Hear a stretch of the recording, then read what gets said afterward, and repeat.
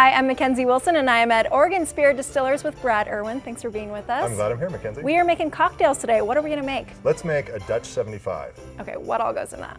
It is a champagne-based cocktail. Okay. We're going to use Mary Leg's Geneva-style gin. We're going to use some champagne, a little bit of lemon juice, and a sugar cube. Nice. And is this something that's hard to make? Because I'm not a bartender. I think this is a very easy cocktail.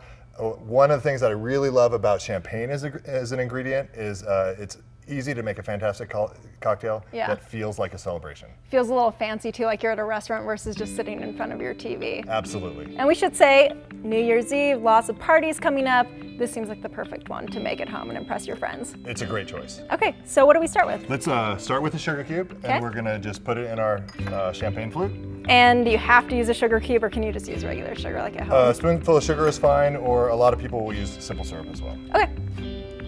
Next up, we're going to use Mary Leg's Geneva-style gin, and we're going to use 1.25 ounces. Okay. Unlike a dry gin, this has a lot warmer flavor profile, and it's going to bring that flavor into the cocktail. Cool.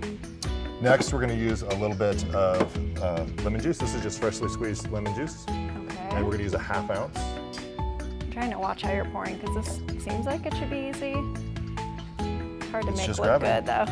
Oop. Perfect. Got it. Yes. And finally, we're just going to top it off with champagne.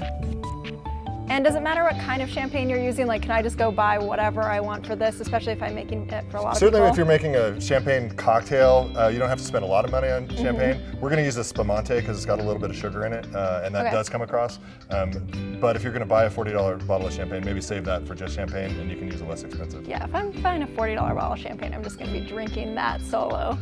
Champagne does tend to bubble quite a bit, so pour it slowly into the glass and let it froth. This may seem really silly, but no ice in this? No ice. Okay. Let's see how slow I can pour it. You can tell I haven't been behind a bar very much. That's beautiful. And finally, we're going to garnish this with a twist. So we'll just use a channel knife and just pull a twist like that. Oh, cool. So that doesn't even look that hard, but... Nope. But just in case, I made one for you. That doesn't surprise me. You know me too well, Brad. All right, so you just put it around the top? Yep, and then... Smells so good. And drop it in. A little lemon twist. I always wanted to have a lemon twist. And that is a Dutch 25. Cool, let's try it. Cheers. It tastes like a party. It is a party. I like it. Thanks, Brad.